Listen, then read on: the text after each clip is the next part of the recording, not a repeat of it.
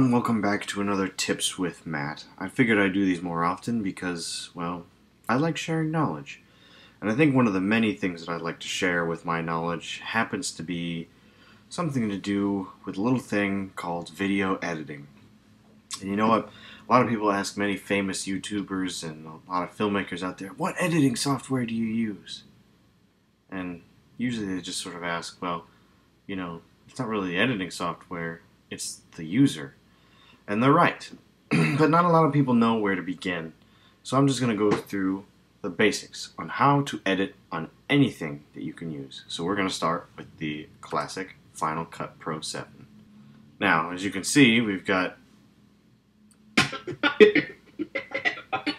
pretty basic timeline right here, right? Now, most editors, you need to do something called splitting the clip. Most videos will require that you split a clip. How would you do that per se? You gotta find something that looks like this, right over here.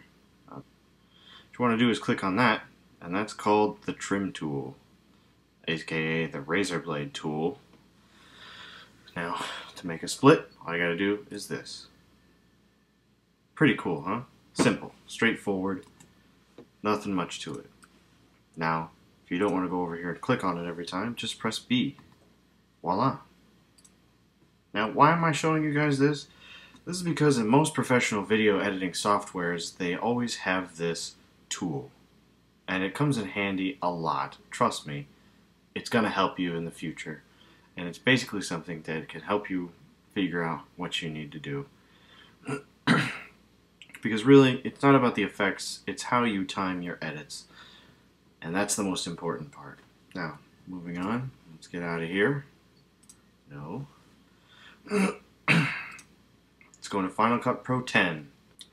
Now, I know what a lot of you must be thinking, Final Cut Pro 10 is so bad, Actually, it's not. It's a pretty good program for what you pay for. And for beginners, it's pretty damn awesome. And to be honest, I think with you have the right equipment, which meaning the right equipment so that this can happen really well, and you can do all of this, 64-bit editing. Final Cut Pro 10 isn't really that bad, and it's great for beginners because, this is basically a step towards the other great editor out there, Adobe Premiere. But anyway, let's go through, and Final Cut Pro 10 is basically the same thing. Press B, razor blade tool, make a cut. Aw, yeah. Now, you don't have to do that. There are many different ways that you can do that, believe it or not. You can go up here, check your tools. A lot of people don't understand that editing tools in both Final Cut Pro and Final Cut 10 and iMovie are all just very creative ways to do different things. Like you can take this and just go like this. Ooh, look at that. It's all shorter and the magnetic timeline is adjusting. Or you can just go like this. Take it the other way. Make that clip longer. Ooh. That's the difference with Final Cut Pro 7 and Final Cut Pro 10 is that you can just do all these specific things. And with trim tools like this, just basically does what I was doing earlier. Range selection, which is very similar to in and out edits. So you can take this and just delete it, and wow, look at that. It's a nice little cut right there. And I think it's the most important thing to know all of your keyboard shortcuts. And that's basically it with Final Cut Pro 10. Alright, what if you don't have any, you don't have either Final Cuts and you want to learn on Premiere? Well, here we go. Let's go right into Premiere. I think this is the first edit ever that I did of pissing people off. This is the original 5-minute version. Basically the same thing. Press B. Would you look at that? Oh no, wait. This is not the same thing. Huh.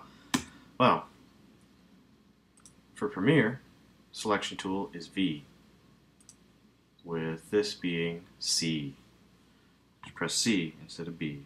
Razor blade tool. Voila. It's not as accurate as per se if it was in Final Cut, where it would magnetically put you in the right spot. You literally have more freedom to just pick wherever.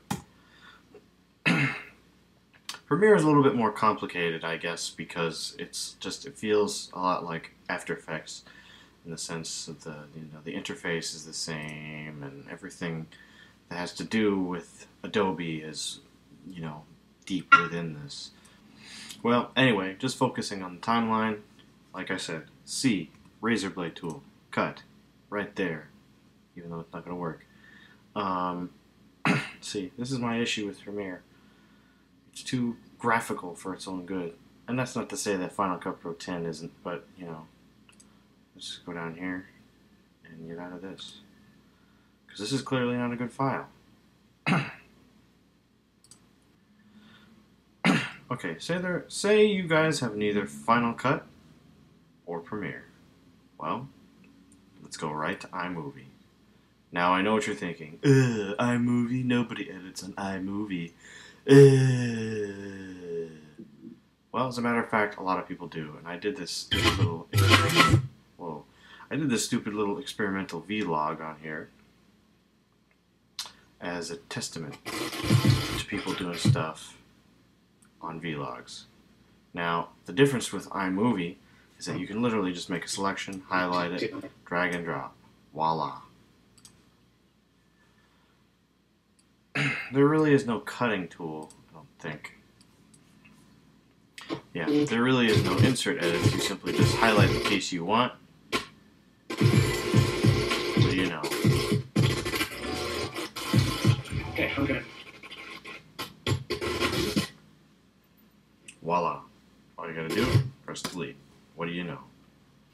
Really simple, quick and easy tips, and these are only for the softwares that I have available on the Mac.